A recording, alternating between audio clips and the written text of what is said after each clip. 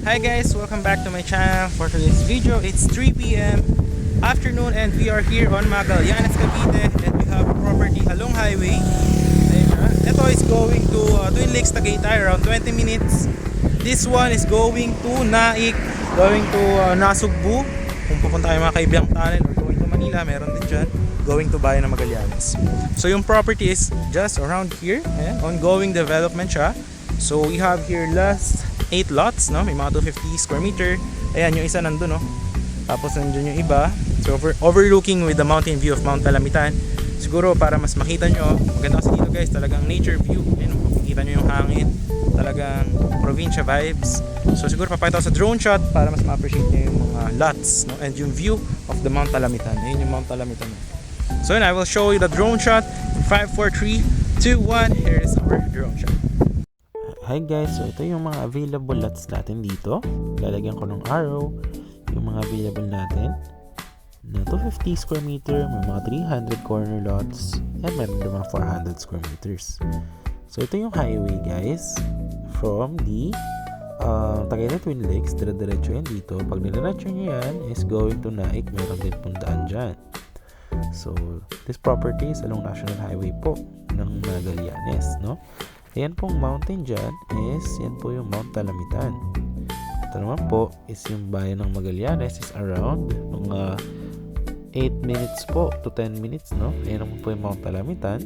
Ayan. So doon po sa bayan ng Magallanes, nandun po yung mga markets, nandun po yung mga schools, tsaka yung mga hospital and mga simbahan.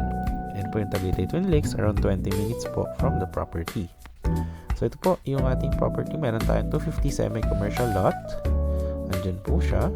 And there will be concrete roads po for this project. And there will be drainages. Meron ding 300 square meter corner lot po, no? Tapos ang mga concrete road po dito is around 8 meters. Ayan. So lalagyan din po yan ng perimeter fences and the riprap. And meron din po siyang parks and playground.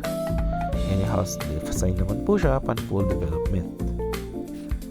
Kung makikita nyo guys, overlooking po ang nature view dito. Meron din po tayong 250 na overlooking at 300 corner lot din po. Diyan. Meron din po tayong 300 square meter na overlooking lot. If you want yung para pong residential or rest house po sa future, no? Ayan. So this one guys, meron din tayong 400 square meter na corner lot dito, no? And here po guys, hindi po siya binabaha dahil mataas po yung ating property and malamig po ang weather. Kahit po tanghali, hindi mo po masakit sa balat. Talaga pong provincia vibes. So that's only for an available price, no? Available naman po yung ating computation sa Viber and WhatsApp po. Message nyo lang po ako. Guys, yung sample na itsura ng ating projects kapag tapos na po siya. So, actually, ito is silang Cavite din siya. Ganito yung mga sample natin ng mga finished projects. So, no record house design po siya. As you could see, yan, depende po sa owner kung ano yung gusto nyo ipatayo na house. Ayan. So, different designs po yan. Magkakaiba po yung mga bubong. And pwede rin po magpagawa sa contractor nyo. And yan guys, may mga linya na rin yung Meralco for electricity. And meron na rin siyang water. At makikita nyo guys, malapad yung mga concrete roads dyan. Ayan. So, perfect na perfect siya for the getaway property. Meron ding basketball court, merong multi-purpose hall, and playground.